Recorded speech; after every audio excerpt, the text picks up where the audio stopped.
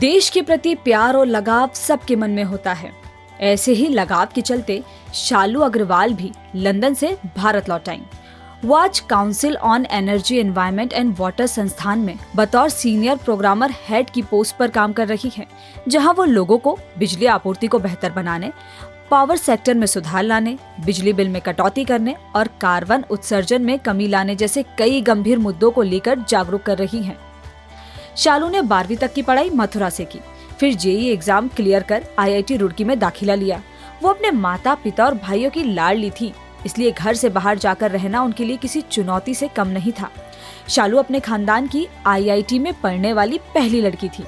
IIT से पास होने के बाद शालू के सामने काफी अच्छी कंपनीज के जॉब ऑफर थे, लेकिन उनका इंटरेस्ट इंजीनियरिंग की जगह सिविल सर्विसेज में ज्यादा था।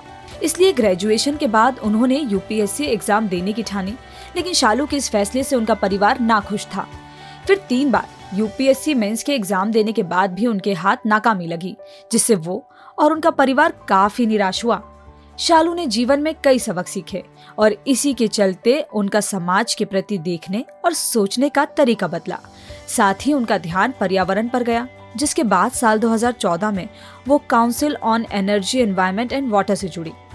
उसी दौरान साल 2015 में उनकी शादी हुई, जिसके 1 साल बाद वो मास्टर डिग्री करने लंदन पहुंची। उनका दिल जज्बात सब भारत में थे, इसलिए वो वतन वापस लौट आईं। लंदन से लौटने के बाद उन्होंने वापस से CEEW को ज्वाइन किया और तब से लगातार शालू पावर सेक्टर में सुधार लाने के लिए काम कर रही हैं।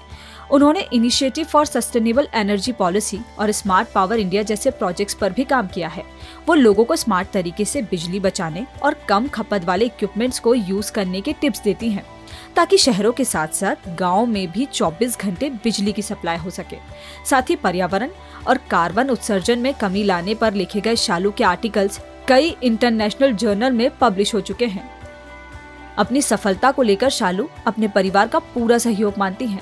साथ ही शालू का कहना है कि महिलाओं को लीडर की भूमिका निभानी चाहिए और हर जगह खुलकर अपनी बात रखनी चाहिए। डाउनलोड करें दैनिक भास्कर ऐप, क्योंकि सच करीब से दिखता है।